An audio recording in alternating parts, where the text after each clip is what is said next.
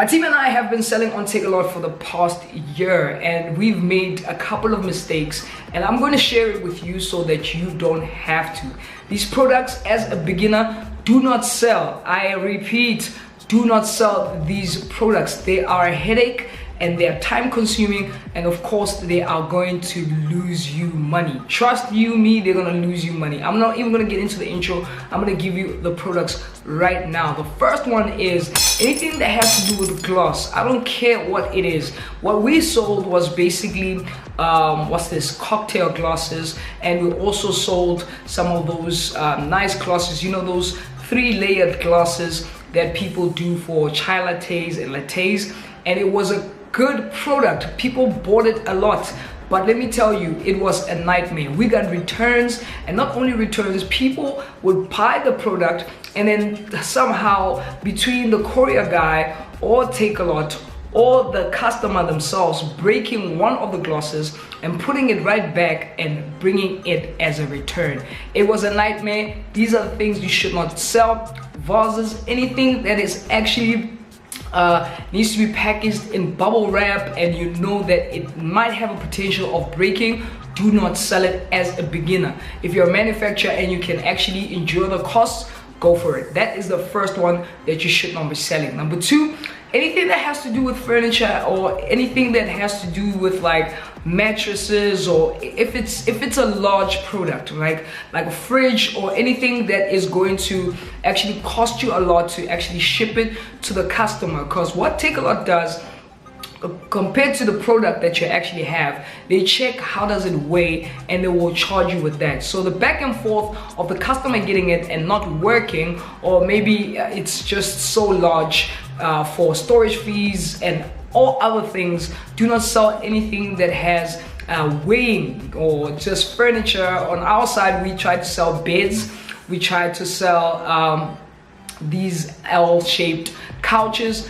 That was a nightmare because when we had to put it on lead time and actually ship it to the customer, it became some confusion with either our courier guy, Takealot, or the customer not liking it and it being sent back.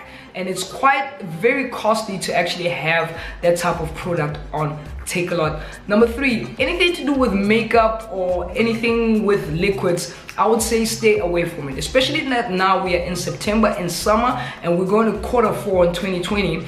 Anything that is going to spill or just make a mess, like makeup or anything with liquids, stay away from it. These things are going to cost you a lot, and what happens is that with liquids, immediately when it spills just a bit, the customer has the right to return it. And what they do is that they would actually make a mistake, either the customer, and I'm not saying it's the customer, but it could be the customer. It would spill just a bit as they're taking it out of the package, and they will send it back and they will reorder it. Guys, I've seen it all. We've seen it all with my team. These are the 3 products so far I would say please try and stay away from. Other one is, guys, I don't know how many people say this, but I'm gonna blatantly say this with no fear at all: electronics. Electronics is the worst. I mean, we started with, of course, watches, you know, those electronic watches that were in fashion, and yeah, some of them worked, some of them, because we got most of them from China, some of them worked, some of them didn't work, or they would work as you ship them out, and then the customer would somehow use it, and after 2 days or 3 days it will stop working, and guess what, the customer has 6 months to send it back to the Takealot DCs, and it's deceived as a return. And with returns, you are actually viable to actually make sure that you are responsible for the return. So you lose a lot of money when it comes to electronics. I'm not saying all electronics don't work, but from what we have done, especially with AirPods and other electronic things, we try to stay away from. The other one, of course, is underwear. Okay, clothing right now on Takealot is actually booming, especially when it comes to footwear and it comes to t-shirts like these. These are very, very popular. But when it comes to underwear, stay away from underwear. I don't care if it's like swimwear or whatever. If it comes to underwear, you must remember you're not allowed to resell underwear. If someone wears it and it sends it back to Takealot, you are not going to get a refund. You are basically, it is a product that you are just lost. So when it comes to underwear and all these things, when it comes to hygiene, stay away from anything that has to have hygiene purposes. T-shirts, you can get away with it. Shoes, you can get away with it, but not so much when it comes to underwear. And also, ew, why would you, ew. Other products that you have to actually stay away from as a beginner.